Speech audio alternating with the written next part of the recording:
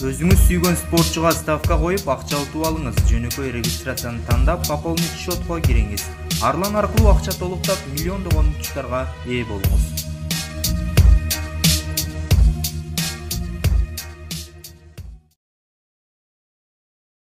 Садыр Жапаровдун кийимдерин Жубайы Айгүл айым алып берерин билдик. Соңку убакта Садыр Жапаровдун кийими кымбат баада экени айтылып, талкууга алынып келет. Кимден белекке келди, же өзү сатып алдыбы деген суроолдор да жаралган.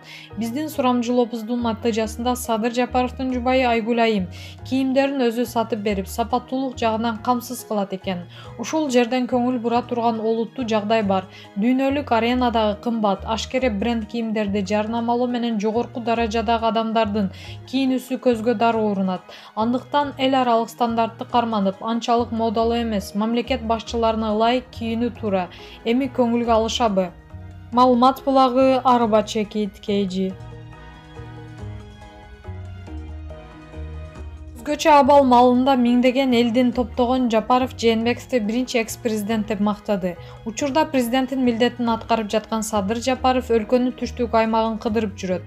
Кече 2-ноябрда Баткен шаарындагы 2000 орунду стадиондо эл менен жолугушуу өткөрдү.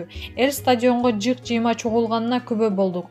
Баткенде акыркы бир айдан бери эпидемиологиялык абал калыптуу болуп, өлүм саны көбөйүүдө. Акыркы 2 күндө эле облусту илдеттен 4 адам каза тапты. Эл илдетке туруштук бере албай турган чакта өлкөнүн баш кадамы болуп алып, мыйзамды сыйлабай, өзгөчө абал режимин бузуп, миңдеген адамды топтоп жатканы көпчүлүккө жакпай турат. Анын бул кадамы оору күч алып жатканына карабай, элдин өмүрүн тобокелге салып кыдырып жүргөнү президенттик шайлоого даярдык көрүү эмеспи деген суроону да жаратты.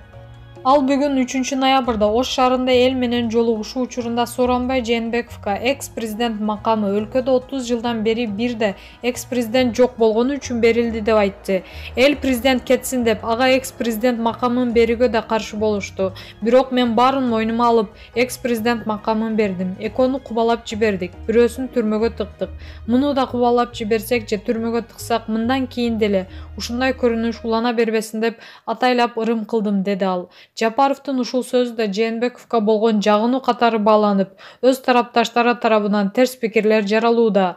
Маалымат булагы Фабула Чекит KG.